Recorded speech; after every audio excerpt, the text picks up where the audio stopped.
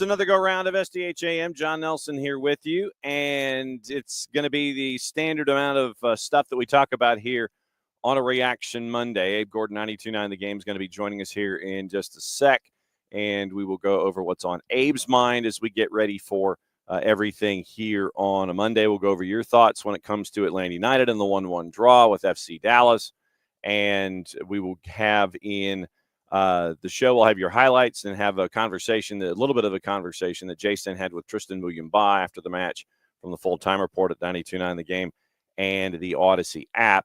Then we will also catch you up on everything else that's gone on this morning. Bart Keeler is going to join us at 10 o'clock. It was USWNT taking on Brazil at SoFi, so we'll get into that.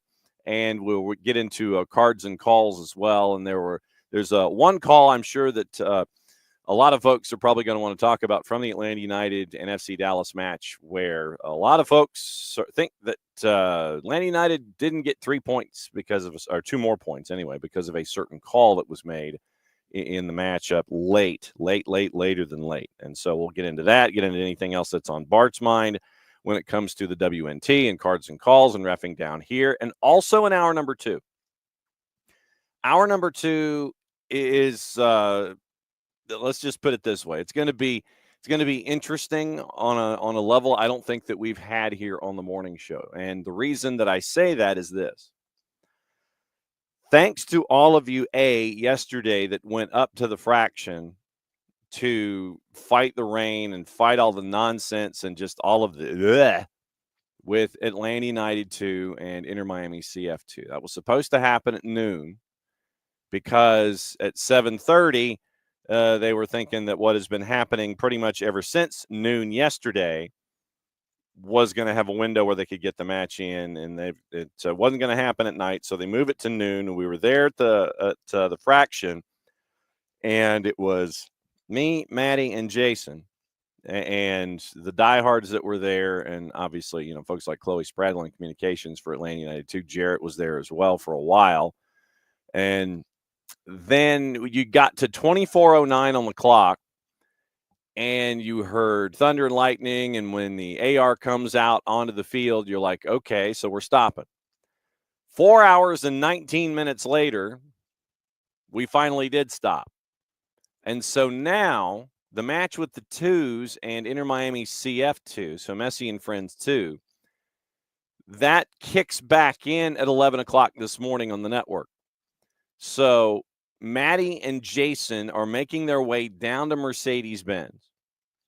They're going to have the rest of the match available for you at soccerdownhere.mixler.com and also on the Mixler app.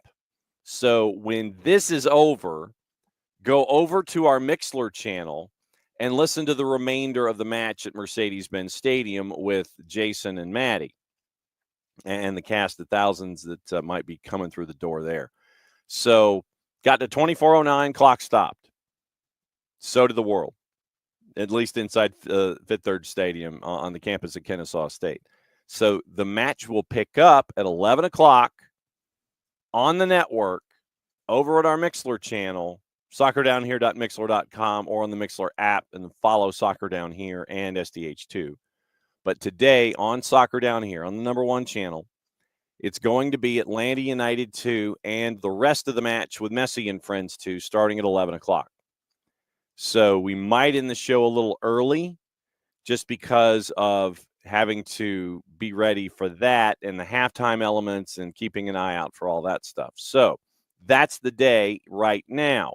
Tonight, weather permitting, I will be at Coahulla Creek for Fort Payne and Coahulla Creek. On the girls' side, it's just the one match. It's supposed to be at 6 o'clock. But once again, since we're in a flood watch, we're keeping an eye on the skies. The Big 55 is on the Weather Channel, and we're keeping an eye on all of that stuff. So that's where we are today. Our number 1 is Atlanta United, and it is Abe Gordon coming up in just a little bit, when I can figure out how to reconfigure all of the video and things that we've uploaded. We got highlights. We got posts with Jason and Tristan Muyumba. Hour number 2, plus your thoughts. Bart Keeler, Soccer for US POD, talking about the women's national team, the return of Triple Espresso, Trinity Rodman, a couple of first-timers getting caps, Avery Patterson a part of that as well, Lindsay Heaps from the spot, 2-0 win over Brazil. We'll get into that in match 1 of 2 against Brazil. So we'll have that ready for you. And then once again, when Maddie and Jason parachute in, they're parachuting in. So we'll talk to them about the twos, and then we'll have them get ready for the broadcast. I think they're coming on at like 10:50. So you get a little bit of pregame when things kick back in at 11 o'clock for the match that starts back up at 24:09. So soccerdownhere.mixler.com, Mixler app. Follow Soccer Down Here and follow SDH2. Soccerdownhere.net, go to the Listen tab, and then I think there's like a big red siren when we have things that are going live on either one or both network channels. So you can do that one of 3 ways.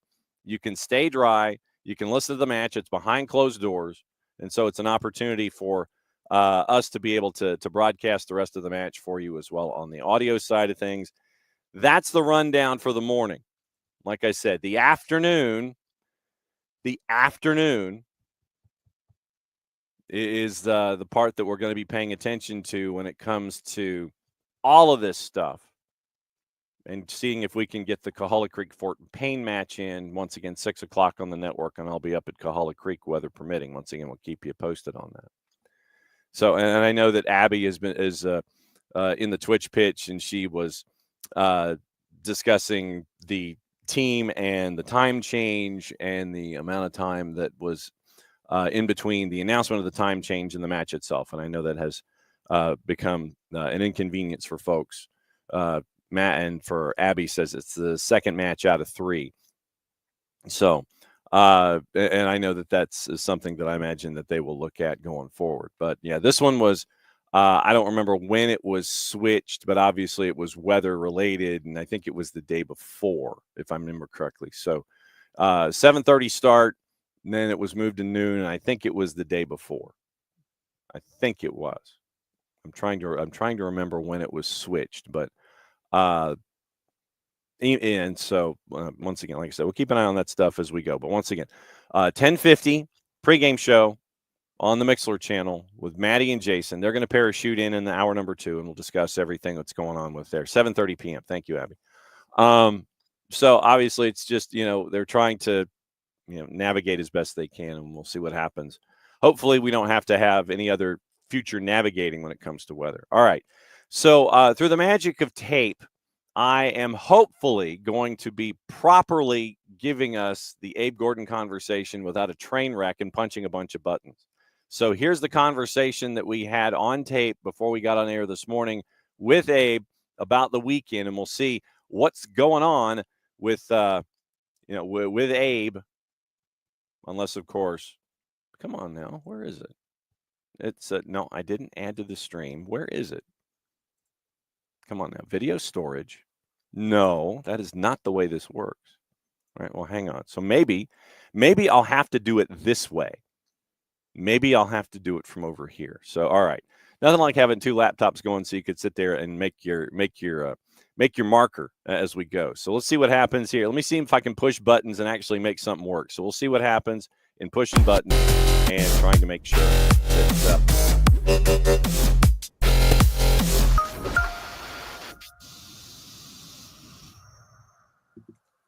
officially in a no dilly, no dally zone this morning. It's Abe, because Abe has to deal with paying gigs and traffic and rain and everything. So we are wasting no time in bringing Abe in off the top. So you're properly hydrated. You're ready to go and talk about what happened this past weekend now that you've had a day or so to kind of think about it. What do you think?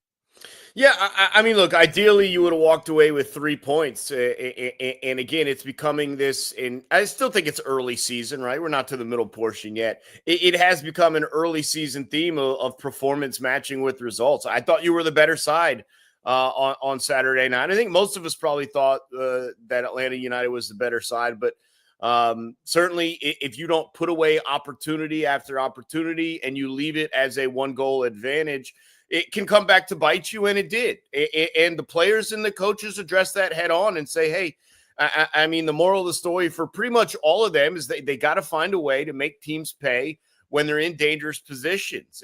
And they got there multiple times and unfortunately only took home one goal, but they did take home 1 point, and that's better than we've seen in some of the other matches where we also thought Atlanta United outperformed their opponent and couldn't even get the one. So you run the 3 straight home games continues, and you look to make it. I mean, look, you wanted 9 points out of 3 games. If you can find a way to win on Saturday, I think 7 points out of 3 games is still something, and you could start to build from there. And again, it'd be nice at some point if we can ever get the full first choice lineup for Ronnie Dyla. Again, I think it's happened one time this season, and even that was based on choices he wanted to make in the midfield. But some good performances from some, and unfortunately, you do have to give some points away, though. Well, and one of those folks that you and I got the chance to listen to, and we'll play a little bit of his interview coming up in a sec with Jason, is from Tristan Muyumba. And because you didn't have Alexei Miranchuk from the jump and have him for a full however many minutes he was available, and it ended up being 30 at the end of the day because of the adductor injury, Tristan had to do things a little differently. And you got to see Tristan as a conductor, and it was a full day for him across the board. I think 5 tackles, by the end of the day defensively, but he was the one, he was the straw back on Saturday in a bit of a different role, and he seemed to relish that, and he's been relishing his time under Ronnie Dyla so far. He's just been simply outstanding this year, and I just didn't see it coming. There were hopes, obviously, when he first moved over with the club that this is what he could be, a mainstay in the midfield, a presence defensively who can also help build into the attack. It really didn't happen that way. And last season was incredibly difficult for him, incredibly frustrating. I think mentally, I think physically, and he's just come back refreshed this season. And I know he didn't start the first 2 matches, but since being given the opportunity, he's completely taken hold of it to the point where even though he was injured and had to miss a match, as soon as they were given the green light, he's like, you got to go back in the lineup, man. Like, you're playing too well. And Saturday was another showcase of that. I just thought he seemed no one on the soccer field is literally everywhere, but the guy's defensive midfield can kind of appear that way a little bit. It felt like when there was a Dallas break coming, he was the guy that either forced a pass to slow it up or got in the way, or sometimes even won the tackle. It felt like every time Dallas tried to clear from their own box, it only got as far as Muyumba, and he was there to recycle and get it back into play. It just felt like he was doing so many things and at such a high level. And the difference between what he's doing now and what he's doing and some of the frustrations from last season, you just haven't had that costly mistake game after game. It may have only been 1 or 2 mistakes per game, but they were so costly a season ago. And you're just not having that right now. He is playing at such a high level that you got guys on the bench like Jay Fortune, like Mateus Click, like the youngster Will Riley, just have no shot of seeing the field right now because of what Muyumba is doing. And I think when you're able to stack Muyumba and then get Alexei Miranchuk back in ahead of him, it just sets you up so well to be able to control the middle of the field, which is something Atlanta United hasn't necessarily done since the departure of course, Darlington Nagbe. 77 touches on the day, 58 of 64 passing at 91%. He had the 1 key pass, 2 for 3 on his long balls. He had the 1 shot off target, 1 for 1 on the dribble when he engaged in play. 7 of 9 on his ground duels, as we say. And you continue to add those numbers offensively to what we saw defensively. You had the 2 picks and 5 total tackles to go with the fact that he was fouled once when he was in possession. So he's hitting you on both sides, but the 5 total tackles and the 2 picks for me, for someone who you want to have engaged defensively, as you mentioned, and then make sure that everything's going back the other way just as quickly, hitting all of these categories on both sides of the ball. Yeah, it really was just a total performance. It may have been one of the best midfield performances in a draw that we have seen. I'm not the encyclopedia of Atlanta United individual efforts that I can go back game by game and talk about it, but it just really felt like he was controlling things, and that's another reason why it was so frustrating to allow one past Goose. Stian Gregerson makes an incredible slide to prevent a shot on target, and the rebound just falls. But you just had so many good performances to only get 1 point out of it. That's what's continually frustrating. But it's getting to the point now with Moyamba where you're just kind of Ron Popeeling it. You're setting it and forgetting it, right? And it's just you don't think about it, right? Like it was such a concern a season ago, like, oh boy, we're pressed into it and now we have to use Moyamba. It's a total other conversation. It's like, I'm pumped that Moyamba was back from injury and we're able to get him into the lineup. And that's just not something I thought I was going to be saying at the start of the season. I was so excited about Mateusz Klich and just the performance. And also based on what you have on top, what your needs defensively, your needs offensively, and there will be times for him. There will be times for Fortune and Klich as well. But he's just such a sturdy presence. He's developed a really nice partnership with Sleesh as well, which is another aspect that is probably understated a little bit. Their communication and their understanding of the spacing has seemed very well as also. Now, you mentioned that. I want to go to the back line. I know that we talked about Matt Edwards and Dominic Chong-Kui and the younger players jumping in. Because of the injury to Derek Williams and Pedro Amador, that meant that, once again, Matt was going to get the start at the left back, and then Luis Abram got the nod at left center back. And Luis is literally the only way that I think I can accurately describe Luis is that Luis is the guy that's going to grab his lunch pail, he's going to grab his hard hat, and he's going to go to work. He's not going to sit there and he's not going to talk it up. I know I got a job to do. I'm going to go out there and do my job. I'm going to enjoy doing my job. And at the end of the day, the results will speak for themselves. And it didn't hit me until looking at Luis's numbers once again, how much of a silent partner he was in all of this. 4 clearances, 1 block, 2 tackles, 3 of 7 on his duels on the day. And he was 64 touches, 51 of 56 passing for a center back. And he had 3 long balls to add to that. So Luis Abram came in and gave you what you were hoping for defensively in shutting down any kind of attack up the right-hand side that would involve, for the most part, Lucho Acosta, who's always been a troublemaker, and Peter Musa, except for that one instance. Yeah, I mean, look, this is no surprise for Atlanta United fans, and maybe people of other MLS teams are finally coming to understand. But Luis Abram's a guy that's a national teamer. This is a guy that probably starts on like 21 other MLS teams. He's just caught in a numbers game here. And it's outstanding that Atlanta United does have trusty, reliable center back depth. Not where you're bringing a guy in and you hope he gets the job done, but a guy that you put in there and you're confident will do the job, can pair with Stian and do what's necessary. I don't know if Atlanta United fans really understand how lucky they are to have Luis Abram, who in an instant, in a moment, in a start, can do the same job that the guys ahead of him are doing. And I know we obviously missed him in the international break where he was gone, and you dealt with some other guys out. But I think it's an incredible benefit to have that guy ready to roll on any given day, because I just think he is a starter quality player that you have sitting on your bench, and just not a lot of teams have that. Certainly not at the center back position. A lot of teams really have to scramble when one of their backs are out, and Atlanta United not in that situation. I think Luis Abram's a big reason why. Well, and you mentioned the depth and having the depth because of international windows and because of schedule compression and because of multiple competitions. You need to have this depth. And when you're in regular season and you have depth from a national team guy, and then when you're in international windows, because you have Matt Edwards and Dominic Chong, it's all of the pieces fitting together in this roster build that you were looking for from Garth Lagerwey and Chris Henderson.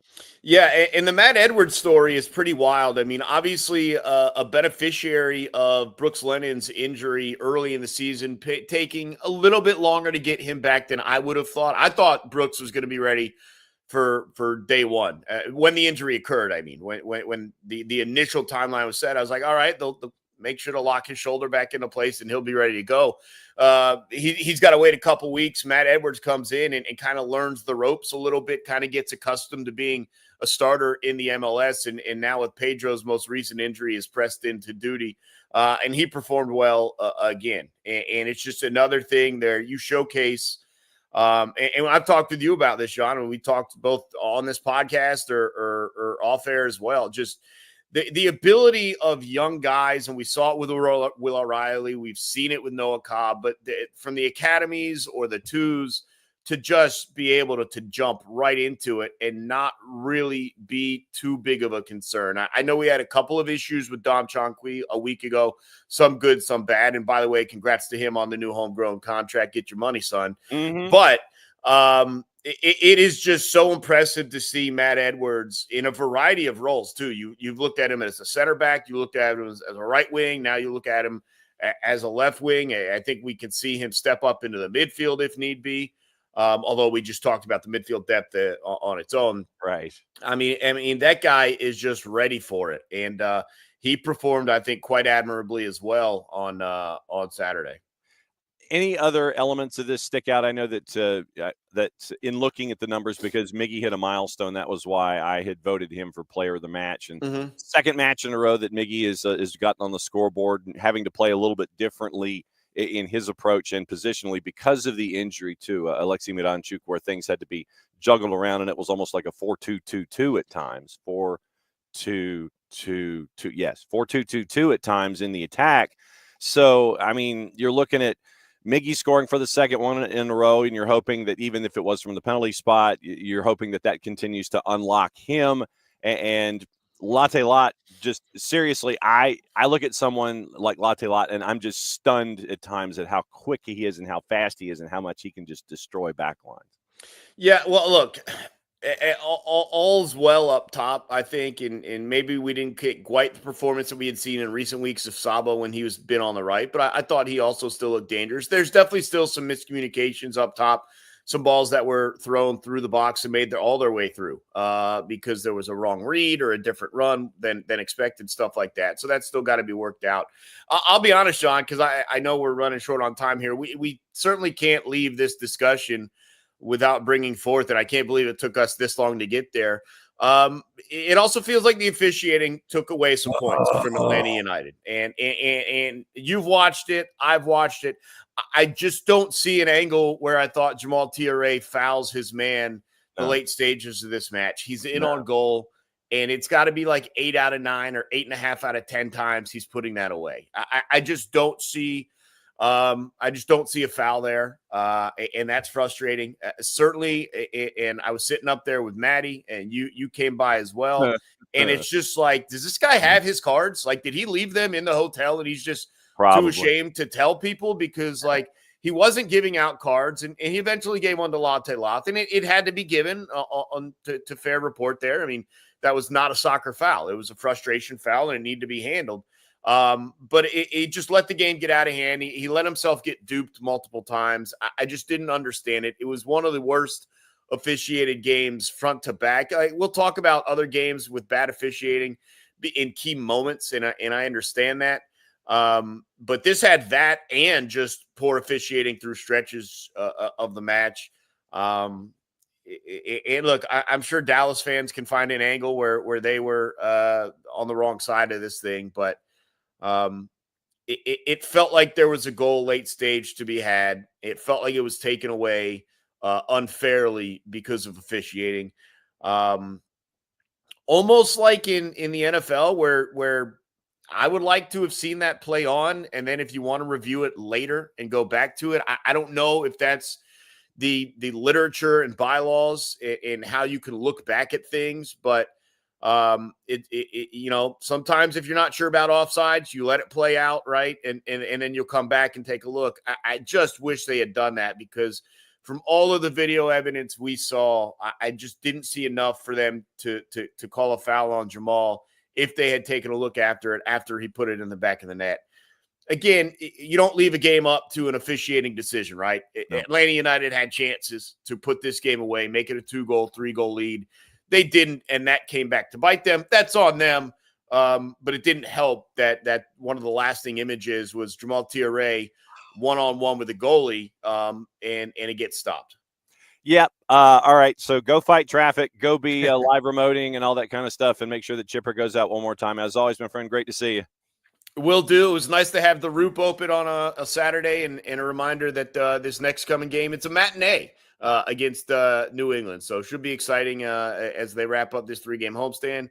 And look, like I said towards the start, 7 points. If you can get 7 out of a possible 9 out of these 3 home games, that's not too shabby. No doubt about it. Abe Gordon, 92.9 The Game. He's out the door.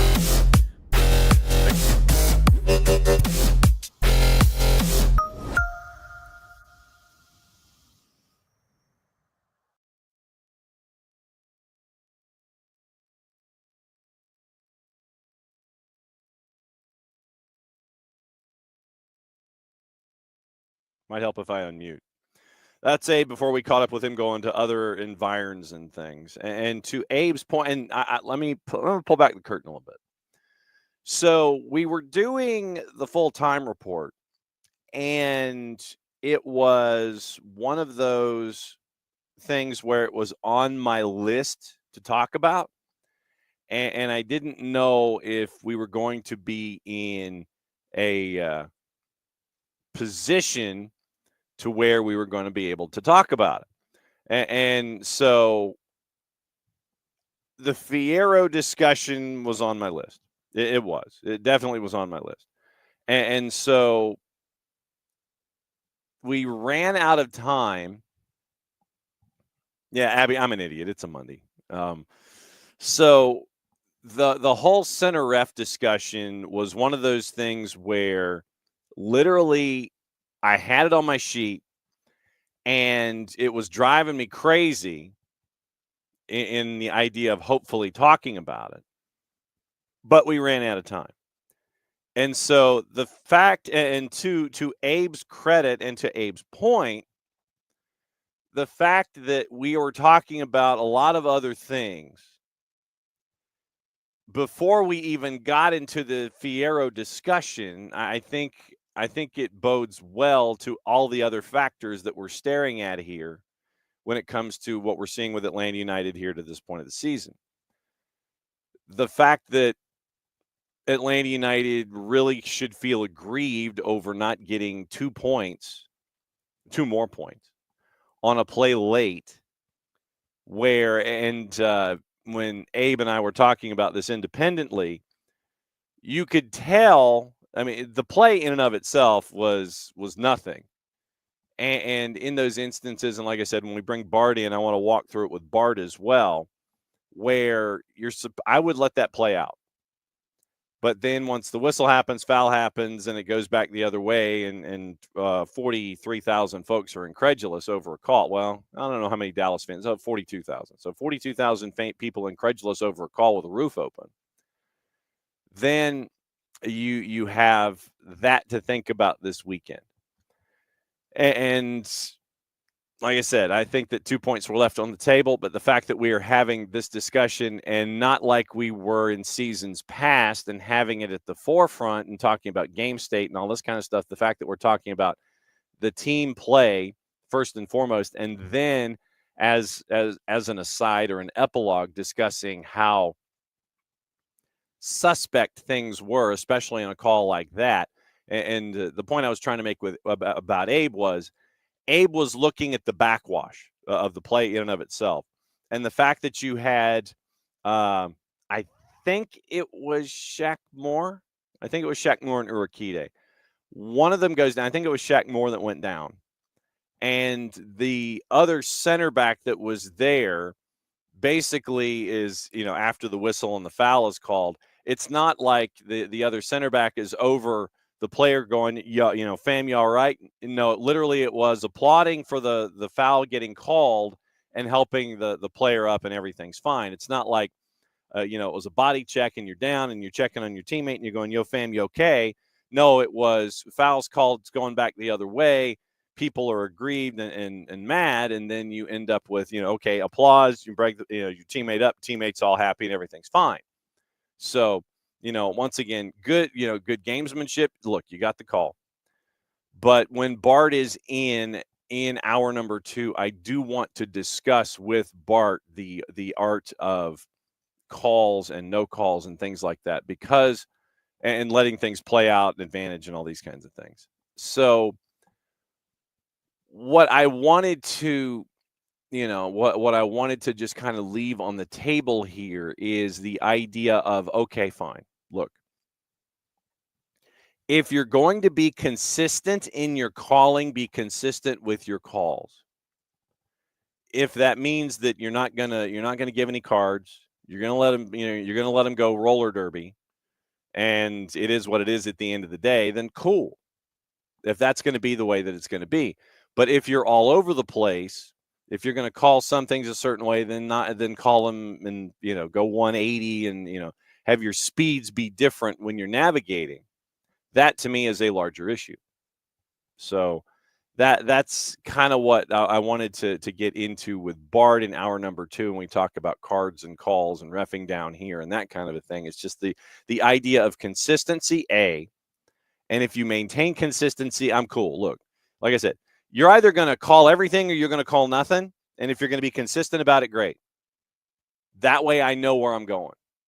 But if you're all over the place and you're calling an ish ton of fouls, and then you have a moment like we had late in the match that ultimately decided, I'll go ahead and say this, if you extrapolate it forward, I think it decided the match, whether it was going to be 1 point or 3 points one way or the other. So have a defining moment like that happen late after what was or wasn't happening, depending on your perspective. Let me go to SofaScore real quick. And I said I wasn't going down this rabbit hole, but I guess I am. Okay, so, and like I said, we got highlights on Tristan Muyenbach coming up in a bit. So in this match with Dallas, I'm checking the number of fouls called, by the way. I'm just checking the foul numbers. And I love how SofaScore just kind of has a mind of its own. Okay, so look at the fouls called. 28 fouls called. And I've got to look at Fierro and see where he is when it comes to his numbers and see if that is about average for him. And so, let's see. So who was it that had all the pro? See now,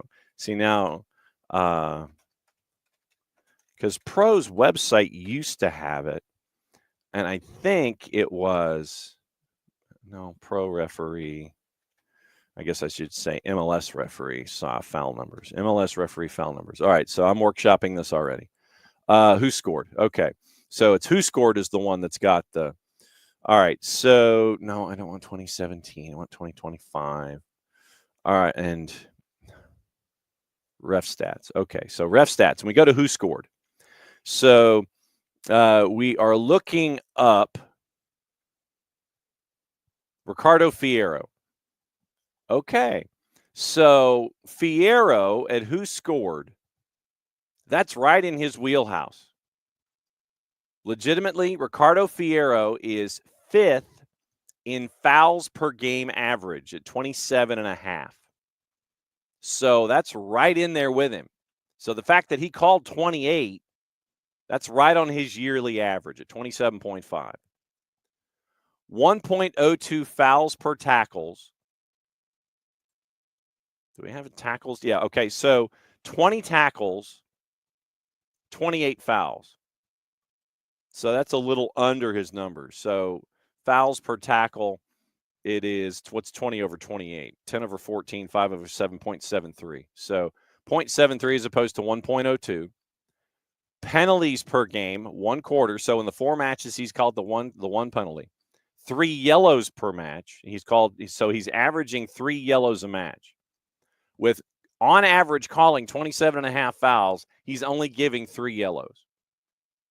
So that's his numbers so far this year. So he's somewhat consistent in his delivery so far this season, and the 1 red card so far. But Ricardo Fierro, 5th in fouls per game average at 27.5. And like I said, he called 28 on Saturday. A little under his fouls per tackles average, and well under the yellows per game average of 3. He had 11 yellows in his 3 previous matches, 1 in the matchup with Atlanta United.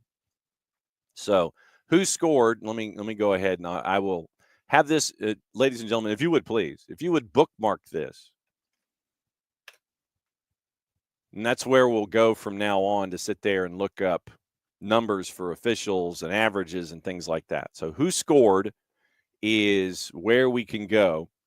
Rosendo Mendoza, by the way, second in fouls per game at 31.75. We just haven't been blessed with Joe Dickerson yet this year, who's at number 3 at 30 1/3. Guido Gonzalez Jr. is at 28.4. Ricardo Fierro, 27.5. Philip Dujic, 26.83. Lucas Zapala is 10th at 25.2. Sergei Boyko is 11th at 25. Penso's averaging 25. Sergei Demyanchuk's averaging 25. But, yeah, Ricardo Fierro, 5th, coming through the weekend at 27.5 fouls called per match. But we'll save the cards and calls and playing things out and even-handedness and all that kind of stuff for Bart when he comes up here in about 20 minutes. We'll also talk USWNT with Bart because we've got highlights where Brazil apparently was Brazilian. U.S. won at 2-0, and we'll go through all the talk involving that. Maddie and Jason set to join us in hour number 2 as well from Mercedes-Benz Stadium as the network gets ready for the continuation of the last 65 minutes of a match that was delayed 4 hours and 19 minutes yesterday after the first 24 minutes were played. I mean, you figured that Inter Miami CF2, the Messi and Friends 2, were not going to change their travel plans. And so they were going to be leaving today anyway. Okay, when are you leaving? Well, we're leaving at this time. Well, I'll tell you what. Why don't we do this? We can still play. You think we can dial up a larger building for you? It's going to be kind of an eerie atmosphere. It's going to like staffers and stuff and players and yelling. You might be able to hear coaches and strategy from the booth wherever they have Maddie and Jason set up. So we'll get into that in hour number 2. Okay, let's get into the highlights of the match, and let's hear from Tristan Muyumba. So obviously early on, Atlanta United was getting the pedal down early and getting themselves on the front foot. It was a great pass from Tristan Muyumba that got things started with a lead to Latte Lot. He's taken down in the inside the 18, which means it's a penalty, which means that Miggy steps up and Miguel Almiron from the spot. Here's Mike and Jason's call, courtesy of 92.9 The Game, Major League Soccer, and the Odyssey app. Action at the goal to our right. Almiron against Paz. Miguel standing to the right of the ball with hands on hips. He's up to it. He strikes it. Score! Miguel Almiron from the penalty spot. He has scored in back-to-back matches for Atlanta United. And they are up. That's where it was. It was 1-0 at the break. And then chances were there for Atlanta United in the first 45, trying to get that second and the third goal. They just did not get the second or third goal on the board. And Tristan Muyumba said after the match, if you don't get the second one, you leave yourself in a position where they can come back. And that's what happened. Second half, here's the goal with Peter Musa. And once again, courtesy of our friends 92.9 The Game and the Odyssey app, Mike and Jason on the call. Guzan giving it away to Shaq Moore in the central channel. Is then backheeled to him by Ramiro. Players stumble, crashing down the middle. It's Kamungo to Acosta, back to Musa. Shot blocked at point blank. Rebound back to him, and he cranks it in. 1-1, and that would be the end of it all by the end of the day. So it's 1-1, your final point shared, honors even, whatever cliches we like to use in that case. So 1-1 at the end of 90. And if you listen to the full-time report, and you can do that on the Off the Woodwork section in the podcasts over at 92.9 The Game. And also you can set up your Odyssey app for Off the Woodwork for anything that goes in from an Off the Woodwork perspective. It's one of those where you look at all the numbers, you look at all the effort, you look at the individual play, and then you look at the collective, and you're sitting there and there's optimism that's attached. Yes, I know you only came out with 1 point. Yes, I know that you left opportunities on the table, but I think that the vibe is different, A, inside the locker room, and B, from what I've been able to gather for the most part from U17s when it comes to this season. It's like it's coming together. The patience is developing, and Ronnie Dyla, once again, is going to, if I could calm down and get my upper plate to work, Ronnie Dyla is going to continue to see the progression. He's going to continue to work things forward. he knows that they've done some things, but there's a lot more that needs to be done to get to where they are, to be the winning football team that he wants them to be. So after the match, Jason caught up with Tristan Muyumba, and in the conversation that we had with Abe, remember we got to discuss Tristan's day, which was all over the place as the conductor, and I mean that in a very good way, hitting a bunch of different categories. Tristan Muyumba had a day. Here's part of the conversation that he had with Jason after the match. Once again, Full-Time Report, 92.9 The Game, and the Odyssey app. Tristan, it's a game where it felt like different waves of momentum. You guys had it for a while. Dallas had it for a while. How did it feel out there to you? No, I think tonight we got a lot of frustration because I think we did a really good play. We didn't concede a lot of chance, and we had a lot of chances to score the second one, but you know how football is. When you don't score the second one, you still, and the other team's still alive, you're still vulnerable, so you can concede, and that's what happened tonight. So we was really disappointed, but like the coach says, is a part of the process. We see a lot of improvement from the team, from everyone, and I think now we start to understand and also show what the coach wants about the team, and we start to show our identity. So yeah. Specifically, the double pivot with you and Bartek to start, and then you and Jay to finish. What does he want to see from you in that role, playing both sides, defensively and offensively? No, just to play simple, to be ready for any duels, any challenge, and try to regain the ball, play forward, play simple, try to also switch the play as well. That's our task. So that's I think, like I say, we did well. Even when Jay went in, he understand quicker his task, and yeah, but like we still having a lot of frustration because I think we did.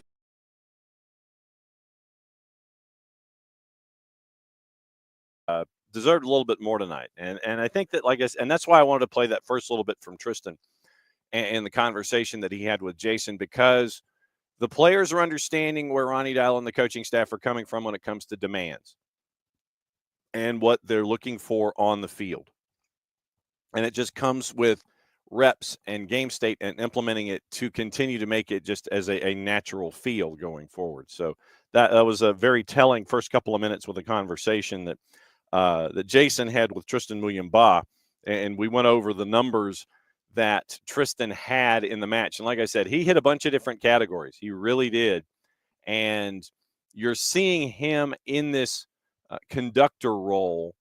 And Ronnie Dial once again continues to say that he has been very, very pleased with the growth that he has seen from Tristan Muyumba. And it is a role where you're going to have to run a lot. And Tristan seems to be at home with this task and being available. Like I said, without Miggy scoring the goal, I think it is safe to say that Tristan would have had the highest rating with our friends at SofaScore on the night. Miggy had a 7.6. Latte Lot and Tristan had 7.4s. Shonday had a 7.2. Bart and Luis Abram had 7s. Everybody else was in the 6s. Saba had a 6.9. Matt Edwards had a 6.9. Gregerson at 6.5. Lennon a 6.6. Brad a 6.7. Then you get into the bench. Ronnie had a 6.7. Jay Fortune came in, almost punched a 7. Noah had a 7 in only 23 minutes.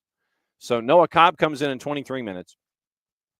1 block, 25 touches, 1 incomplete, or 1 pass that did not meet its intended destination. 23-24 passing in 23 minutes. 25 touches for Noah Cobb, 4 for 4 on his long balls on the day. So literally, if you look at those numbers for Noah Cobb punched a 7 in 23 minutes. 25 touches, 23-24 passing, and 4 for 4 on his long balls with a block that came in late. Miranchuk came in and Jamal came in. They each had north of 6 in 23 minutes. Alexi had 23 minutes. Jamal had just a cup of coffee subbing in for Saba. So not used Josh Cohen, Mateus Click, Luke Brennan, Will Riley. And the injured were Pedro, who was out, Edwin, who was out, Derek Williams, who was out. I think it was a hamstring injury that he picked up at practice on Friday, I think, if I remember Doug Robertson of the AJC and his wording there. So Noah Cobb once again punched a 7. But if you pull Miggy's goal off the board, just knowing what happened at the end of the day, Tristan and Latte Lot each had 7 4s. I think Latte Lot's number would have increased if it did not have the yellow card attached to it as well. So, so I said, go back to the Off the Woodwork section at 92.9 The Game in the Odyssey app. Download the Odyssey app, save Off the Woodwork, and then that way you can listen to full-time reports and such. But yeah, it was a great conversation that Jason had with Tristan after the match. And so very, very cool that Tristan was as forthcoming as he was. And Tristan seems to be adapting to what he's being asked to do. And so you're seeing the end results there when it comes to all of that. And Abby, to your point, yeah, Martin Paz guessed correctly, but Miggy, we all know what Miggy can do when he launches into a soccer ball. He can hit it with a very high rate of speed. But yeah, I don't think it was about as perfectly placed as you could get if you're going to go low on Martin Paz. And you had Paz almost make the save, but he was a little high in his dive off to his right. So Miggy, as a lefty, opened up, went to his left, Paz's right, got it past Paz, and you end up with the PK for Miggy. Miggy now is tied for second when it comes to MLS goals for Atlanta United with some guy named Thiago Almada. So then some guy named Joseph, who almost had 4 yesterday for San Jose, and that's something else to talk about. Something to keep an eye on, and I know that I'm kind of winding off of the road here for a second, but after what happened yesterday involving DC United and San Jose, and Brian Dunseth had made this point, he wanted to know where the leaders are for DC United. And that's the biggest thing to look at here. Where are the leaders for DC United? After what happened yesterday, where it should have been 7, and it was only 6. 6 on the board for San Jose against DC United. What's the future in DC United? I honestly, legitimately thought that Troy Lacine was not going to make it to the tarmac last night. Yeah, I thought that Troy Lacine was not going to make it to the tarmac last night. I thought that there might be some players left behind, or Troy Lacine would be left behind. Keep an eye on DC United. We're trying to sit there and look at hot spots and hot seats. I don't know if the seat is hot for the players that are on that roster for Troy Lacine, or if it's Troy Lacine because he's the coach. Whether it's deserved for Lacine or not, keep an eye on DC United and see if anything goes down involving them and either a massive switch of player personnel when it comes to lineups and such next time out, or if Troy Lacine is not going to be on the touchline for much longer at DC. It was a thumping yesterday, and now I keep an eye on DC and see what's going on with DC. So that's the larger point in out of DC. So with all of that going on, obviously yesterday we've got all the news and notes with Atlanta United and Atlanta United making it in The twos, once again, we'll get into that discussion when Maddie and Jason crash here in hour number 2 in and around Bart Keeler. But the twos have an interesting week because of starting to play yesterday, finishing today, which I think would have been a region day anyway. Then you end up with your region day tomorrow. Then you're flying to Chester Wednesday to play on Thursday. And we'll have that for you on the network. Pregame show. Let's see. I think pregame. When is the? I think it's a 7:30 kick, and so pregame would be like 7:15. I think. So we'll catch up with Steve Cook tomorrow and get into the conversations there. You get to hear that conversation on Thursday pregame before Atlanta United 2 goes to Philadelphia Union 2. Hey, Rich, go watch. So that's coming up. But once again, remember, in an hour over on our Mixlr channel, soccerdownhere.mixlr.com.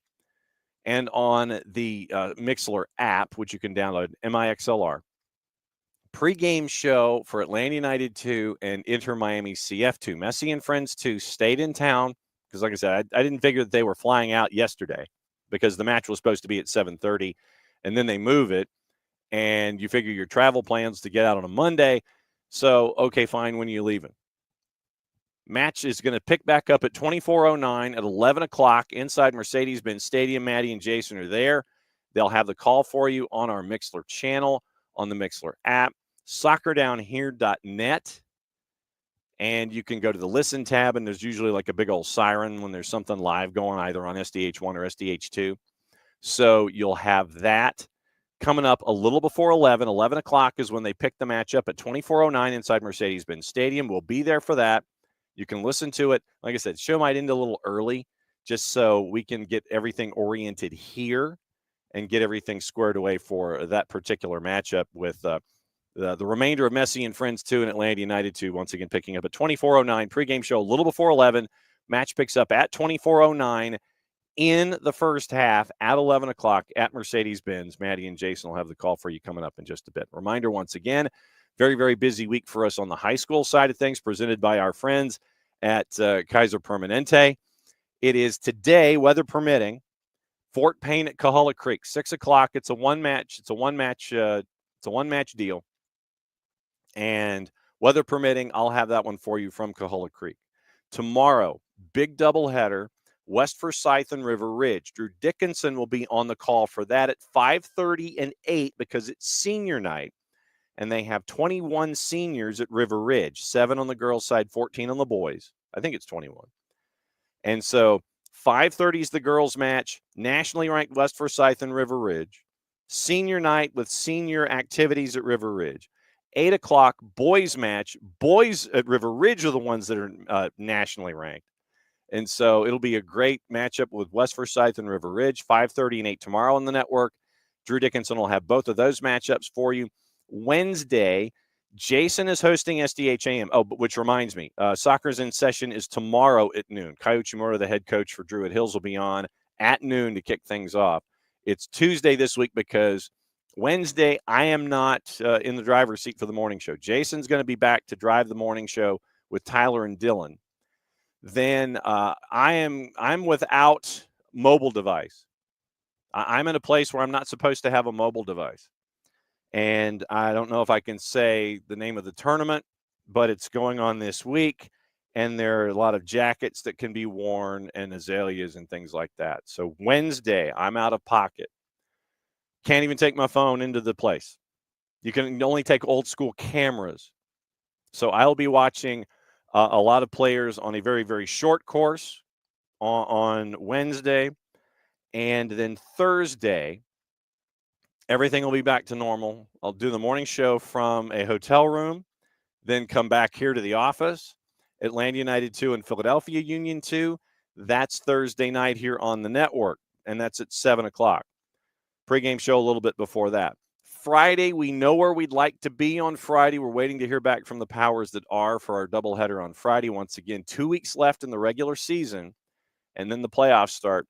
And then it is in session pretty much every day. And it's also high school stuff every day and all that. So it's going to be crazy. But that is the week as it is. Nino and Nico Thursday, Friday, hopefully, our friends from Beyond Goals getting you ready for the weekend whip around, patent pending, trademark coming sooner, hopefully, rather than later. Getting ready for Atlanta United and New England on Saturday afternoon at 2:30. So we got all that. Time to catch my breath. Okay. Now, hour number two. I'm late, I'm horribly late. Well, I'm not really, but anyway, it's 10 o'clock. Time to bring Bart in. And we got a couple things to discuss with you, sir. Fantastic.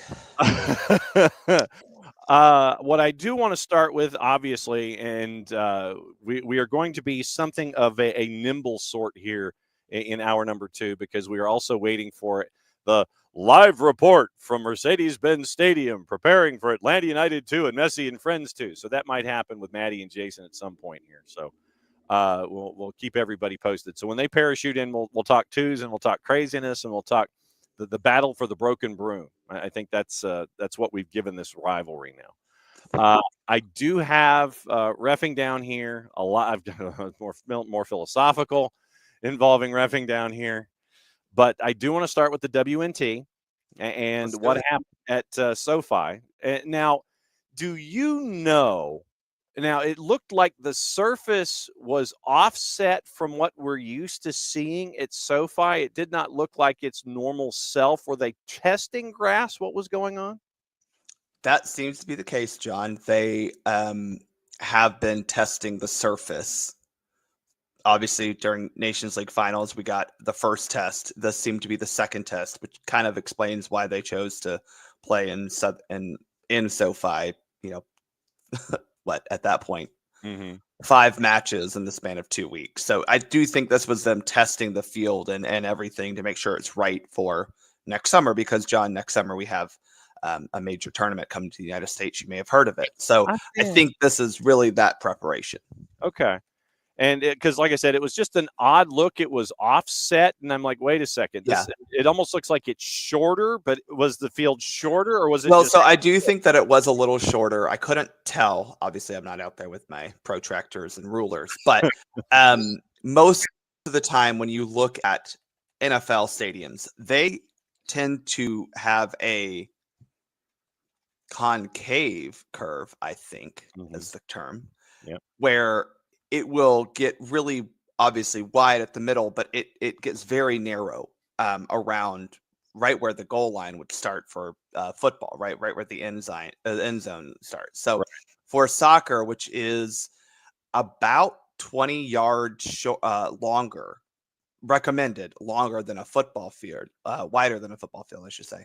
A lot of times that means you have to concede length to get the proper width.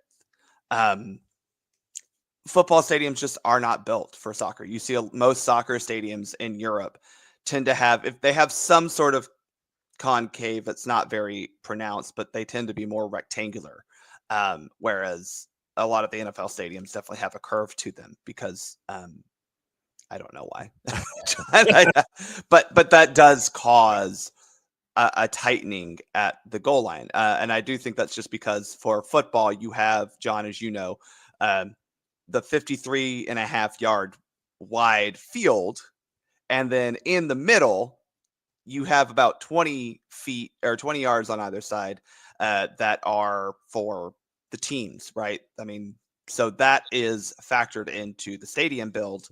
But then they try to get really close at the goal line, which, makes sense. That's where the action happens, but not super conducive to adding a soccer field to it. Yes, but you'd like to think that maybe, I don't know, that if you were someone who owns a soccer club in name only, John. Let's not pretend like he knows what's going on over there. By the way, who built a soccer stadium, 2 now, but built a world-class 60,000 seat soccer stadium before. Anyway, John, I'm not here to talk about my grievances with the owner of Arsenal. Continue. Right. All right. So USWNT starts their doubleheader with friendlies with Brazil. There were the moments of Brazil going Braziling, from what I understand. But by the end of the day, you got to see what Trinity Rodman once again means to the WNT. Lindsay Heaps from the spot. You end up with a 2-0 win. You go out the door. Well, I think this is a great test because 2 months ago, back in February, not a full 2 months because it was the end of February, and now we're at the start of April, so it Mm-hmm. doesn't feel that long ago. But you know what I'm saying. Back Yep. in February, you had 2 games against teams that maybe not the best opponents right now. Colombia probably a little bit more tenacious. Australia's in disarray without having a real head coach in charge. And then you play Japan. Japan, obviously the big girls at the table, if you will. Mm-hmm. And you lost. Now, you lost because of a lot of reasons, mainly because you are in a transitional period, and Emma's really focused on trying to find those players who can cut it at the international level. But you still lost to Japan 2-1, and that's essentially a final. Brazil is in that level, right? They're in the stratosphere of Japan, where if you're not ready to play your best, you will lose because they're very good. And to get a 2-0 win on the backs of that loss, and Emma talked about this, she wanted to see how the team would respond to loss and to that adversity. And that is the biggest positive. The next biggest positive, John, is, as you mentioned, Trinity Rodman is back. She is scoring, and she looked good partnering with Katarina Macario, but you could tell that they weren't used to playing with each other all that much because, John, they haven't. Yes. So, injuries. That was my biggest takeaway from the attack, outside of Alyssa Thompson being fantastic. I'll get to her in a second.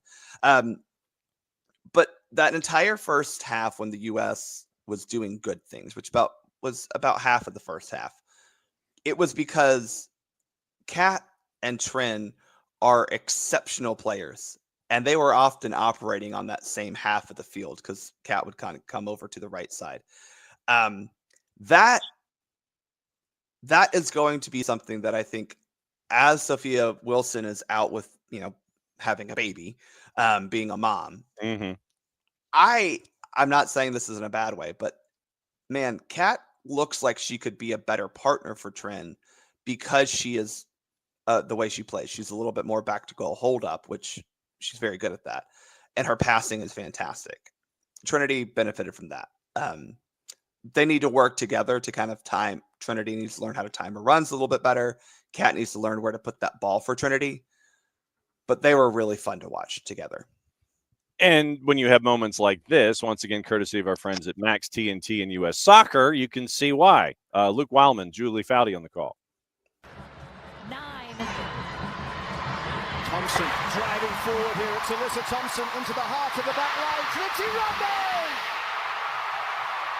Trinity Rodman is back! Within 5 minutes of her first game for the US since the Olympic final, Trinity Rodman finds the back of the net.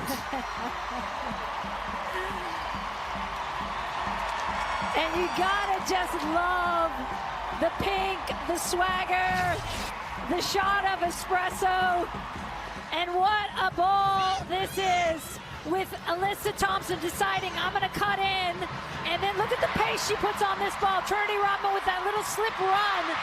Great first touch, but it's Thompson's pace on the ball that allows this to happen. And Rodman with that little slip touch there past Lorena. A great goal for the United States. Julie Foudy's not wrong. Nope. That's the next person I want to talk about, John, because Alyssa Thompson was my player of the match. I know she didn't score. She got the assist. She recognizes that with Mouse Swanson doing whatever Mouse Swanson is doing that is not playing soccer right now, there is a gap at the left wing position for this U.S. women's national team. She wants it, and she's out there trying to grab it, because this performance, now granted, maybe it's because she's playing in her hometown. That could be it. That's great. Good for her. But she was phenomenal on the ball, off the ball. That goal, she sits down her defender with a nice little 1-2 move, blows past her, dribbles in, finds a great pass to Trinity Rodman, who fantastically finishes with the outside of her right foot. Alyssa Thompson, for me, was the player of the match because she was so active and so good on and off the ball. And to the point where reporters were asking Emma, were you doing something different with her? The answer is no. She was playing left wing. But I think what you saw was with Kat pulled slightly more to the right to partner with Trinity. Alyssa also kind of moved a little more central, right? And then you also had Crystal Dunn on your left wing, who, as we know, is a great soccer player. That allowed her to find the ball more and find it in spaces where you can apply your pick your head up and go winger mentality of you're going to take people on. But at that point, you're eliminating 2 people instead of just 1 on the wing. And it was really effective for her throughout the match. Brazil and USA 2-0 at SoFi in front of just over 32,000. They're going to meet again Tuesday. Oh, boy, John, that has been a talking point on the Twitters. Oh? 32,000 at SoFi has been a talking. First off, congratulations. That's a great number for the women's team to pull. Still not higher than what we got in Atlanta last year, but good for LA. I guess they did okay. But there's been the picture of the start of the U.S.-Panama game and the U.S.-Canada game, paired next to the attendance, the wide shot of this game before kickoff, and it's just such a lazy comparison. But I don't think that means that the U.S. women wouldn't have not outdrawn the U.S. men there. It's just a lazy comparison. And you look at what went down. You also had 2 players that got their first caps in all of this. We'll go through all of the grades, and we'll roll through the grades like we always do. Theodore Lloyd Hughes was the one who gave us the numbers this time from Soccer America. But you had 2 individuals who got their first caps. One was a cup of coffee with Avery Patterson. Yeah. The other was between the sticks and in conversations that I have been hearing involving the future of goal for the USMNT. Yeah. It's about blanking time that PTJ was involved in this discussion. Yeah, Valentellis Joyce finally gets, a girl who was very good in NWSL when she was here. To the point where I think it was maybe a little shocking, not shocking, but why wasn't she didn't she get a call up earlier? Just because, it could have happened. First time in actual camp, she got, second time in actual camp. Sorry. First time starting. She proved the thing that she does better than any goalkeeper in this pool, John, and that's keep the ball out of the back of the net. She had some great saves. She does get the clean sheet. That to me, and I think this is modern soccer gets a little too caught up on, can a goalkeeper pass the ball out of the back? Well, that's great, but if the goalkeeper can't stop the ball from going into the net, what does it matter if they can complete a 5-yard pass? She does need to improve on that. That is something that Emma has been hesitant to include her into the lineup for that reason. But I'm sorry, I need a goalkeeper who can keep the ball out of the back of the net. And if you can do that, for me, you got a chance to be the starter for this national team because, one, you can learn better passing movements. Unfortunately for her, Manchester United women's don't believe in passing, and that's not her fault. But I guess that's what happens when you hire someone who's like Welsh. I don't know. They don't really pass the ball either. Wow. The Brits in passing aren't exactly they're not a match made in heaven. But anyway, point is, Emma wants this team to be more in possession. And that was one of the things that when we started spiraling out of control, the game did not super out of control, but when Brazil started getting their teeth into the game, it's because we were making bad passing decisions and making bad passes. So that does kind of start at the goalkeeper. I don't think Fallon herself made any of those bad passes, but you could tell that her passes were not helping us get out of whatever pressure we were making. And a lot of times in her goal kicks and other kicks, she was just going long, which is definitely not what Emma wants from this team. So she does need to learn that, but she's not really going to learn that outside of playing. And I'm telling you, I'd rather play the girl who can keep the ball out of the back of the net, John.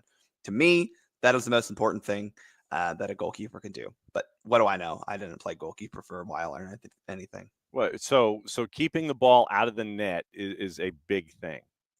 Yeah, so you can ask. There's this really awesome female goalkeeper that you all have connections to. Her name's Jessica Sharman. I don't know if you've talked to her recently. You can probably ask her about that too. I think she would agree that keeping the ball out of the back of the net is probably really important.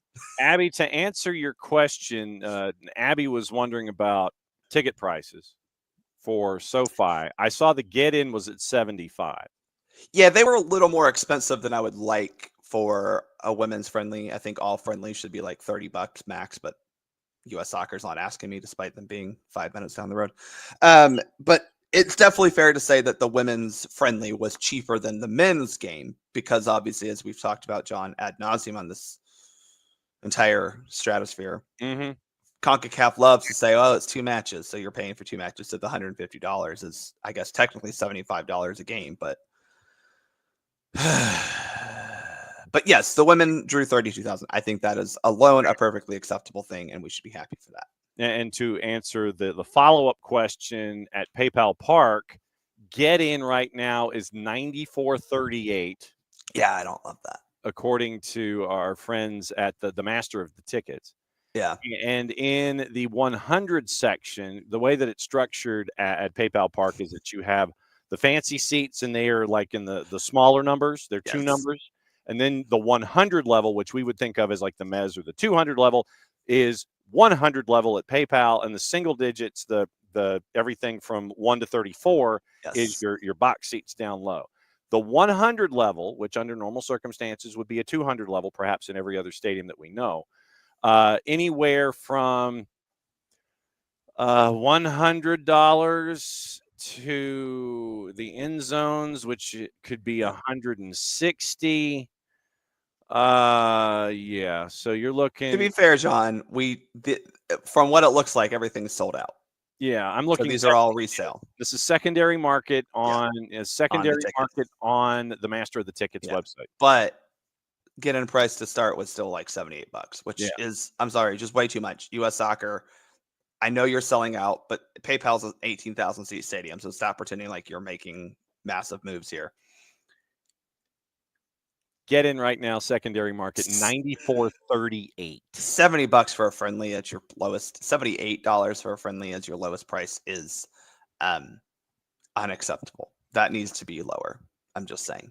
Pre-match average of 55.5 caps per player. Least experienced WNT starting 11 to face Brazil since January of 1996 when it was 52.4. At 28-168, Fallon Tullis-Joy, second oldest keeper to earn her first USWNT cap after whom, sir? First cap? First cap, second oldest keeper to earn her first cap. Oh, Aubrey Kingsbury. Very good. 30-143. So matchup is at 10:30 Eastern on Tuesday night, Brazil, USA in the friendly. All right, so here's watch from couch in your pajamas. That's or in bed. I don't know. USWNT after dark. PTJ gets a 7, 6 saves on the day. Perry in the second half from Giovanni Quiroz. Once again, was a positive in the eyes of TLH over at Soccer America. Smart early rush off her line. So PTJ gets a 7 out of the blocks between the sticks. Yeah.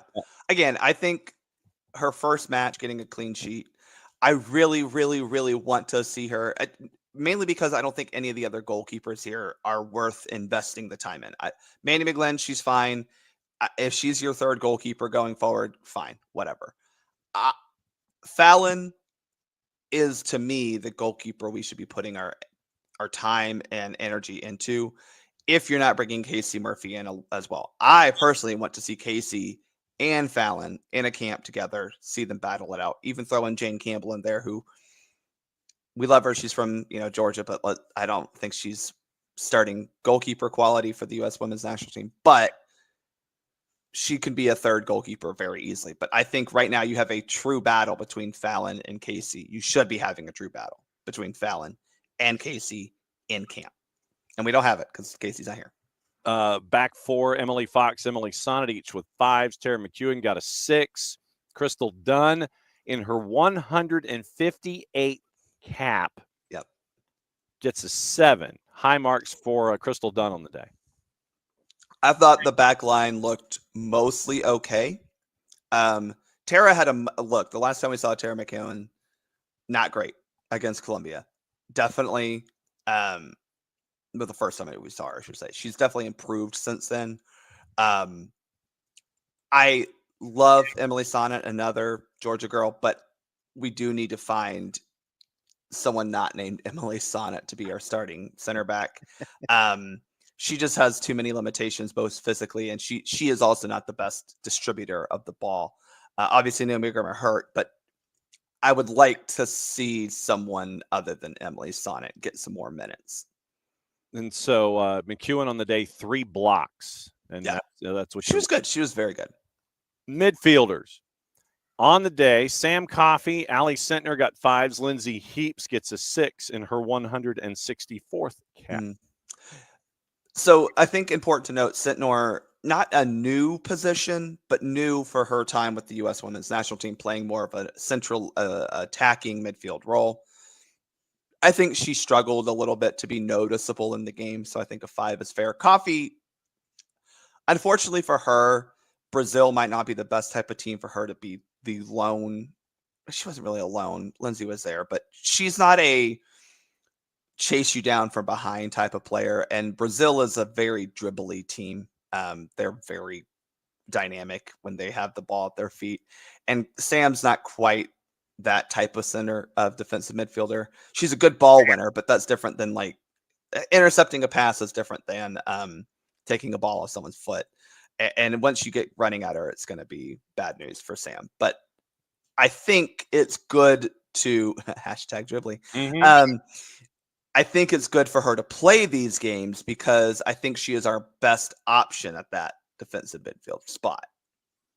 All right. And then you look at and the mention from Theodore Lloyd Hughes was that the formation continued to drift. And he's talking about hybrid 4-3-3s and 4-2-4s and things like that. Literally, it is what it is at this point. I mean, if it's a picture at the beginning, that's what it looks like. And then when the whistle happens and the ball gets kicked, then things can go. Yeah. Ask your friend Jason when he comes on what he thinks about lineup graphics. Yeah. Lineup graphics take up 30 seconds so you can sit there and talk about the starting 11. Yeah. I'm in the same way. It's like, all right, bang. All right. So, so you have a graphic up. That's not really what they're going to be, but okay, you've got a graphic up. Congratulations. You know, in fairness to some of these coaches, I think you can look at the lineup graphic more of the defensive structure for the most part.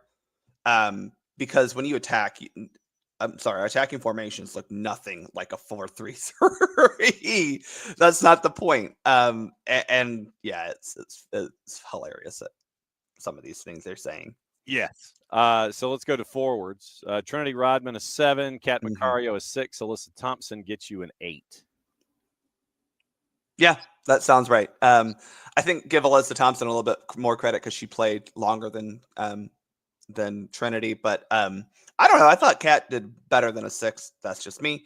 But I thought all of those women had a very good showing. And then again, we get the one shot of Espresso back. We're still missing the other 2, but I think Kat is not a shot of espresso.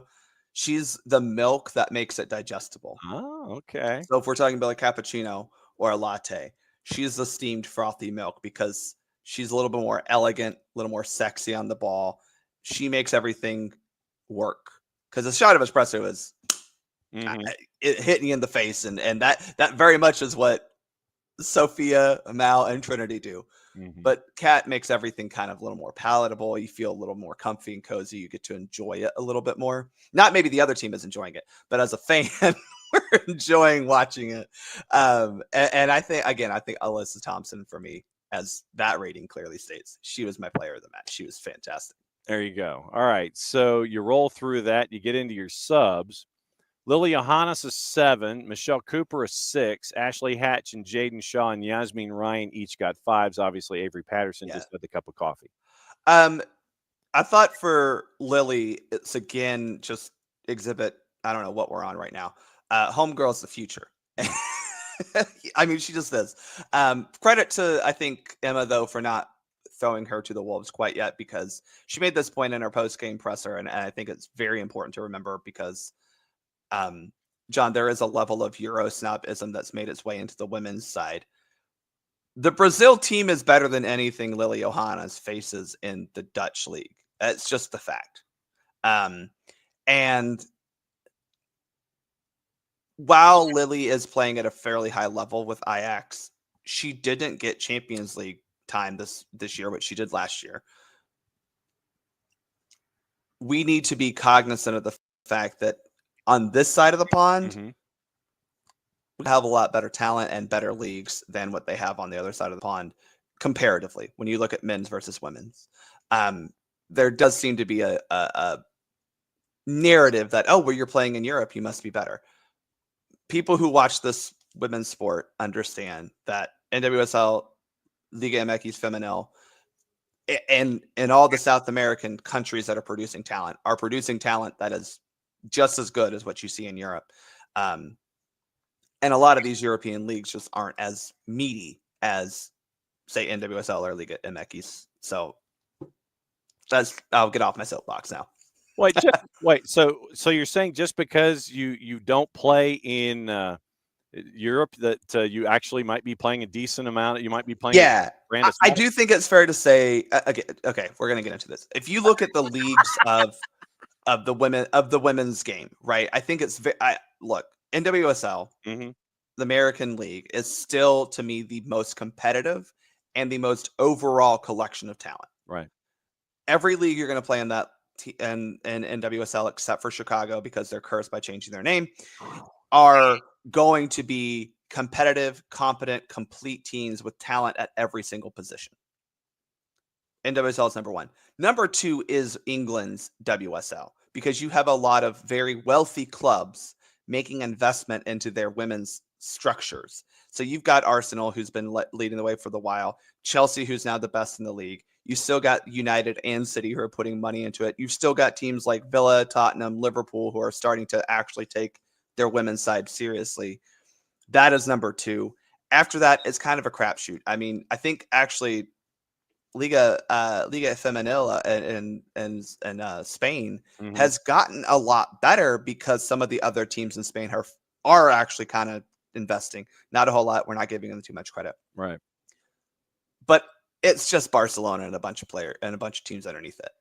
That's a problem, right? We're talking about competitiveness. France, kind of the same thing. You've got Lyon, you got PSG, a couple others that are maybe okay. Paris FC isn't bad, but like just not competitive, John. That's Neil.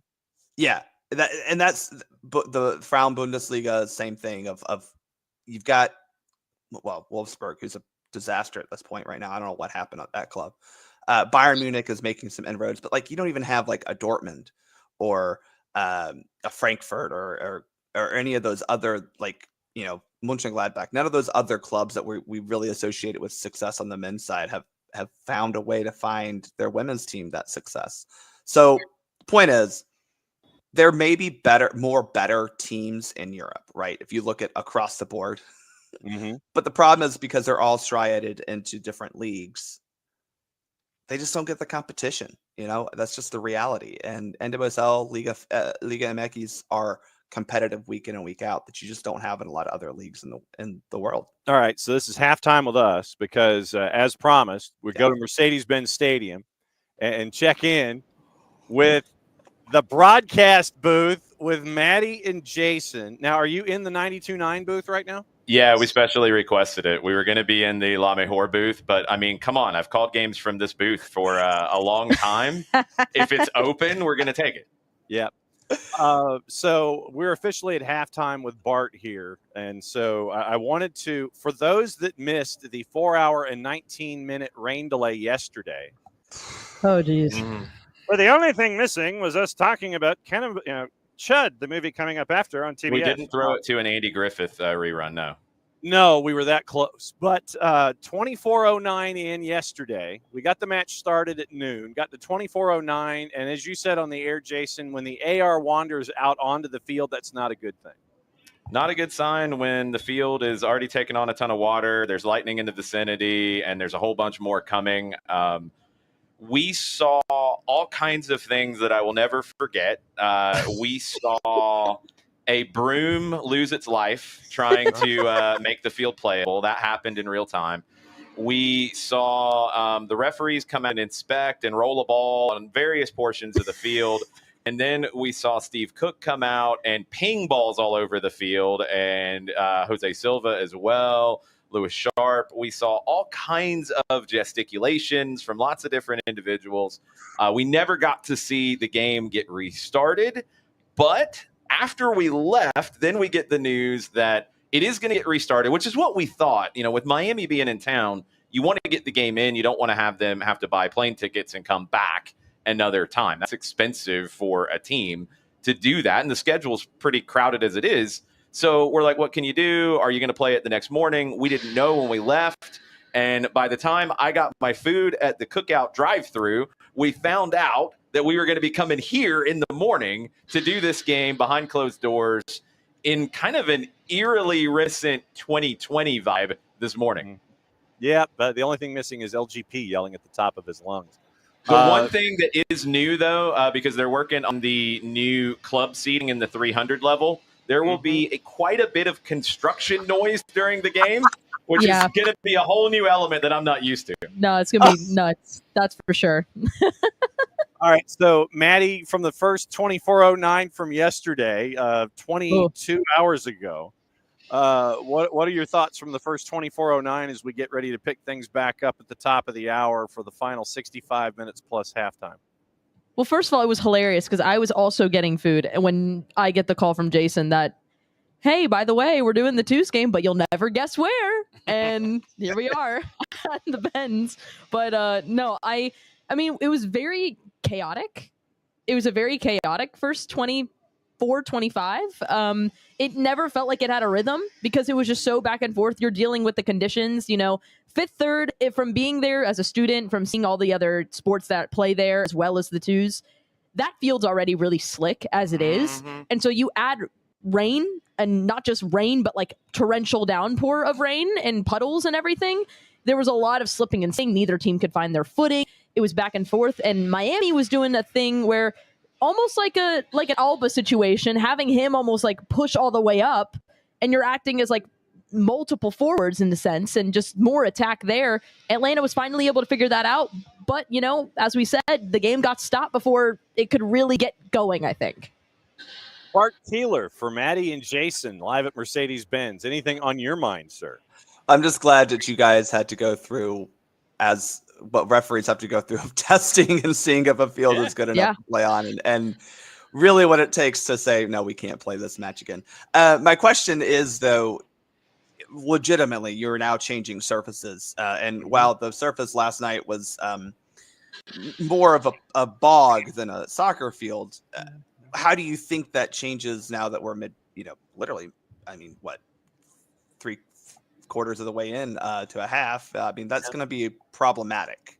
Yeah, it's a weird one because I think Miami, like the way that they're playing with their academy teams, with their second team, and elements of the first team, although you adjust for Messi and Suarez, they're very aggressive with their pressure. They're very chaotic. They get a lot of numbers forward in the attack and also in transition moments and also in counter pressure. So they're going to want to bring the chaos, and you're already going to be discombobulated here because you're playing at 11 o'clock in the morning. You're playing, in an empty stadium. You're playing, for some people, their first time ever in the Benz. For some of the guys, it's their first time ever in a major stadium. We walked in and Sal Masafero was on the field, and he'd been on the field for quite a while, like soaking it all in. So you've got all these different elements that the opening stages could be really, really weird. And then the other element is, you're going for 20 minutes and then taking a break and then playing a normal 45. So the flow is going to be bizarre. I don't know. I think in this game, for me, it's whoever gets control the quickest to try to stamp their imprint on the game. I think for Atlanta, that's having a little more of the possession, keeping it a little bit more, making Miami come chase you and look for that ball over the top. For Miami, it's just bringing the thunder and bringing the noise and forcing you into some mistakes, but getting those extra runners in behind like we saw early. And even too, like we were talking about it before, because we're not exactly sure where the game is going to pick up where it was, because I believe before, when everything stopped, it was a corner for Atlanta and it was on the near corner flag on the right side. And so it'll be interesting if it's going to pick up right from there, or if we're going to do a drop ball, or what's it going to be. We have no idea. So from the jump, what you're it could saying be is a very weird thing. Score. We need to come out there and get ready to score. I mean, score on score the on the opening opening corner. Yes. and keep it going. And you know what? Hey, anything can happen. I mean, what happened yesterday, we lost a broom, RIP to the KSU yellow broom that, broke in half. You did your job. You did well. Unfortunately, I believe that it's still left there at It was there when we at Fifth Third. But no, I mean, it could be really interesting for the first 20, and then who knows? It was already becoming a very physical game, as it always is with Atlanta versus Inter Miami, and we saw it when we played them earlier this year as well with the U18s and the U16s. It was a very, very physical matchup. So you're also dealing with a little bit of those emotions as well. So it's going to be very, very interesting. All right. So when is pregame before 11 o'clock kick picks things back up at 24:09? 15 minutes. You can listen by clicking listen on soccerdownhere.net. You can listen on the Mixler app. You can go to soccerdownhere.mixler.com as well. And please tune in because it's going to be one of the weirdest games that we have really ever seen. I don't know if they're going to come out like starters would. I don't know how this thing's going to get started. I don't think we're going to get an anthem. I don't think we have PA. We don't have monitors. We have the delayed broadcast. It will be, if you want to watch and sync us up, you can go to mlsnextpro.com and find a link. But it's going to be weird, so join us for weirdness. Yes, join you for weirdness. Pregame show, pregame weirdness in 10 and match weirdness in 24. Thanks a lot, guys. We'll be listening and watching. See you in a bit. Adios. Bye, y'all. Yes. Bart. So pregame weirdness in 14 minutes.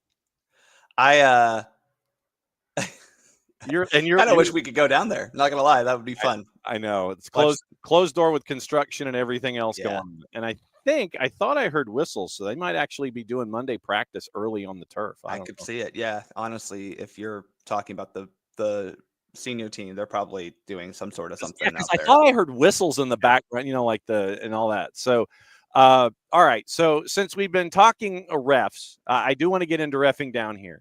Oh boy. And discussing the 2M4 that was in the middle, the Pontiac Fiero, and I want to take this from a couple of different points. I want to, and I went to Who Scored, and I posted the link in the Twitch pitch, so folks can have it as a reference point going forward when it comes to number of fouls per tackle, penalties, yellows total called, all that kind of stuff. So it's in the Twitch pitch for anybody that wants to follow along. And I wanted to discuss consistency and calling a match a certain way versus overcorrecting. And then I wanted to get into mass confrontation and whether or not it is, if you're supposed to, we talk about the rule book being flexible, and we've talked about that in the past, what's flexible and what isn't, and just the overall administration of a match. Where would you like to start in this conversation involving what happened on the weekend? So I guess the question there is, let's start with how do we manage and keep a match what we went to say is consistent throughout. Right. Let's talk about that. There are this is what I think people need to understand too when you're asking for consistency from referees, and I am not saying we don't need to ask for that.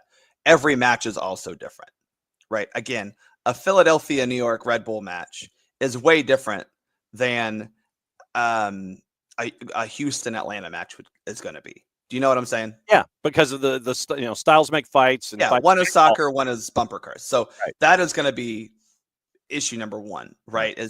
And so as a referee, while yes, you want to keep things within the box that we are supposed to keep them in, the reality is you're going to have matches where things are not in that box for one way, shape, or form. But as the referee, and at this level especially, they should be doing their preparation. They should know the type of challenges that are going to be coming in, the players and who is more likely to commit, possible bad fouls. You should know a little bit more about the game than just going in blind. So you should have some level of expectation for yourself of, okay, I need to make sure I'm not allowing things to get to here. But again, it is hard because matches can also then change within a match, right? Yes.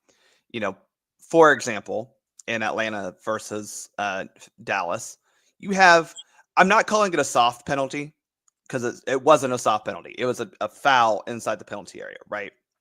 But I think a lot of people would deem it soft because it had no real effect on a goal really being scored. Is that a fair assessment of what happened? Yeah.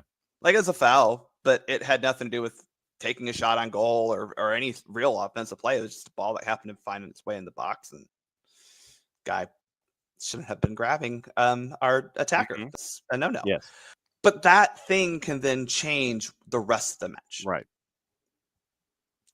And Jason's always right. Goals change games. Well, so can types of fouls, or there are a lot of moments that change the temperature and inflection of a game. Right. And so as a referee, you kind of also have to be anticipating that, okay, well, I just gave a penalty kick to a team.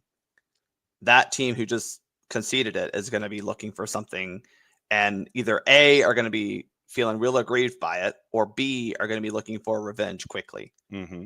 So. Yes. So it was, and after looking, and Uragide, as he was grabbing Latte Lot, it's literally, it turns into, grab, but then you get the grab and the spin. And I think that was the defining part. 100% is what it was. Yes. Where it's like, yeah, okay, Uragide, I get what you're doing. You're hanging on, but then you make that extra move. And then I think that accentuates anything that you're staring at. And then you get the PK call, which you should have gotten. Yep. All right. Calling fouls versus not calling fouls and the tenor of a match. I think that, we mentioned consistency. If you're going to call everything, call everything. If you're going to call nothing. Just make sure that you're consistent in one way or the other, because the last thing you need is to overcorrect and then have one half to the other, or even possessions where you're wondering about, well, why didn't you call this and you call this, and then you get all the consistency. I think is something that we have to continue to come back to a lot when it comes to administration of matches in Major League Soccer.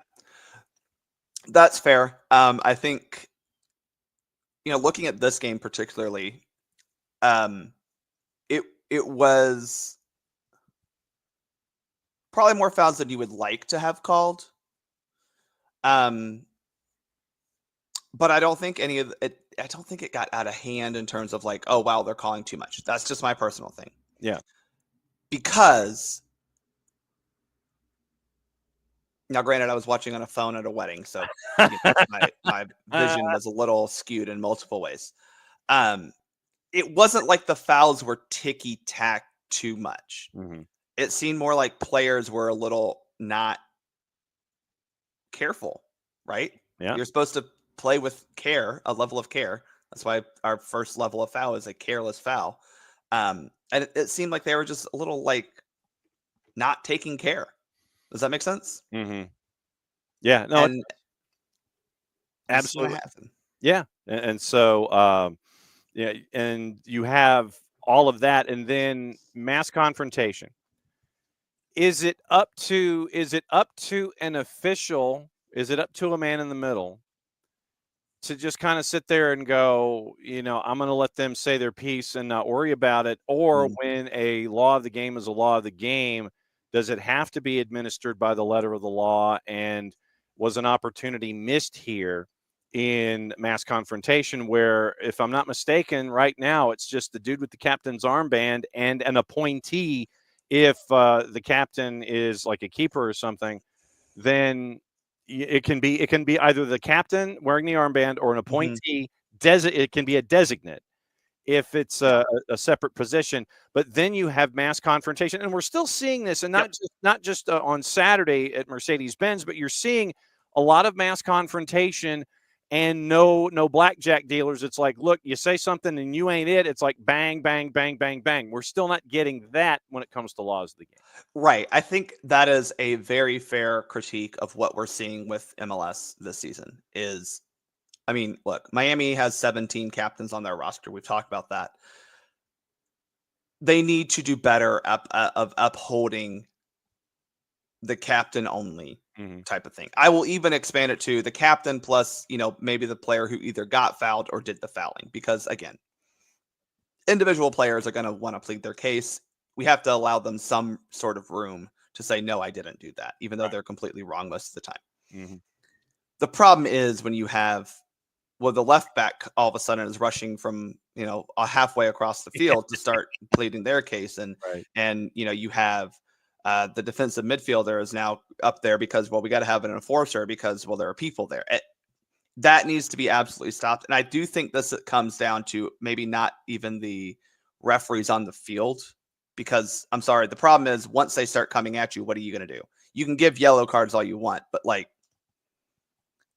that isn't going to stop them from doing it. Well, I mean, I would, what I'm envisioning is the first center ref in the league to sit there and go, full stop sign, and either point to, okay, I'm talking to you, and then everybody else. That's the thing. There is that. I think the referees need to be a little bit more, again, only allow the captain. Problem is, if I do this, that's fine. Is Sergi Busquets going to pay attention to that? Well, no. And the only way that is Luis Suarez paying attention to that? And I think that in those situations, you have to have a center back who is confident enough in themselves and administering the laws of the game to go ahead and go bang. I agree. But my solution also is I think Disco and the league needs to just dole out fines. Yeah. We need to, because again, I think the problem is if a referee starts giving out yellow cards for that kind of stuff, that makes them even more mad. And then you're going to have a situation where I know, John, I know, but John, you're looking at it from a normal point of view. I'm talking about soccer players who are criminally insane. Right? These people are not right in the head. As a former athlete myself, I will say these people are not right in the head, especially in the moment. So you're going to give a yellow card for a mass confrontation over a silly little foul because, and then said player is going to, kick a ball away, get another yellow card. And now you've given a double yellow card, red card for procedural things. And that is something that is hard. I'm not saying we don't want it. That's not palatable. That doesn't go down the same way that, that was a bad foul. That's 2 bad fouls. He got a double yellow card for that. He's out, Then don't be stupid. John, look at the world today and tell me if that advice works. I know. They're going to be stupid. They are absolute idiots when they get on the field for those 90 minutes because they are all juiced up, ready to play soccer. And we have allowed for too long the petulant, spoiled child behavior to the point where these players, except for Luis Suarez, who invented it, but these players, a lot of them grew up with this as the norm in soccer. And it doesn't just get removed because we start giving a yellow card or two. It doesn't get purged from your system, I know. No. So I think I agree with you. The center referee needs to do better to. Nope, I'm talking to the captain. Captain. I'm only talking to him. But any player who then tries to do anything else, I think Disco needs to say, here's your fine. Yeah. Here's your fine. $2,000 the first time, and it goes up, it doubles each time you get fined for it. Because I think that may not affect players like Suarez and Busquets because they $2,000. No, but the players who draft off of them. Correct. But all the players under look, Miggy, Latte Lot, Moranchuk, $2,000 for them is not the biggest deal, but it is a lot for a guy like Jay Fortune or even a guy like Saba who's not on that DP level anymore. And so in this league where we do have a lot of players who are still financially, I'm not going to say they're bad or not well off, but they're not rolling in it like some of the other players. This wouldn't work in the Premier League. Let's just put it that way. Yeah. That needs to be addressed, I think, from a league disciplinary committee thing. Just like mass confrontations get, when you have an actual mass confrontation with fisticuffs, right? Mm. VAR can look at stuff all they want, but we always look at it again because we need to make sure that we didn't miss anything. I think they need to be a little bit more proactive in that. Maybe it's reactive, but proactive in handling these before too late because we're 6-7 games into the season? 7, yeah. We've got to not. Yeah, you're 20% into your schedule already. All right, so play at the end. I want to get into letting a play go, having VAR look at it versus the absolute call, and why VAR didn't look, especially looking at the reaction after the fact, where you got Jamal heading route one, he's got it, and then slightest of slights, and then making a meal out of it. I want to say it was Shaq Moore. I think it was Shaq that was there, and then Shaq goes down, and instead of letting the play finish, and odds are the ball was going to go into the back of the net because you're basically one versus keeper at that point. Mhm. The notion of letting a play breathe instead of quick whistling, and you end up with a foul where Atlanta's denied with a late opportunity to get 2 more points and get the second goal in the match, and then have VAR sit there and go, okay, it was a clear and obvious error that you didn't stop the play. It's one of those where I think the play was stopped prematurely, and in this case, it was a last rush for Atlanta United. And then, as Abe mentioned, he was looking at the player who went down, who was fouled in this case, and the player got up, and the other center back, I think it was Orguide and Shaq Moore again, where one's applauding the other after the getting helped up and everything's fine, and oh, hey, look, I'm cured. One of those moments. Okay, so we want to talk about? Yeah, you can take all of that last play in microcosm, and that's what we'll do to wrap up. First off, I think, as we know, major fouls or events in the attacking phase of play have oftentimes been allowed to go because it allows us to, with VAR, we can go back and correct things. Now, a foul in itself cannot be corrected via VAR. You're not going to go back and give a foul for that. But we also don't want to call a foul prematurely and then an advantage appear and a player or a team could go on and score. But there are certain instances where if you allow advantage, then you cannot come back and give maybe a red card for dog-so or a yellow card for stopping a promising attack if you've given that advantage and the advantage played out. Does that make sense? Yeah, it does. So the problem with that is that weighing of what's more important here, a card or the foul and the advantage. And for as late in a game, a card doesn't really, it does something like later on, but in this game, like as a referee, I'm not thinking about next week. I don't care.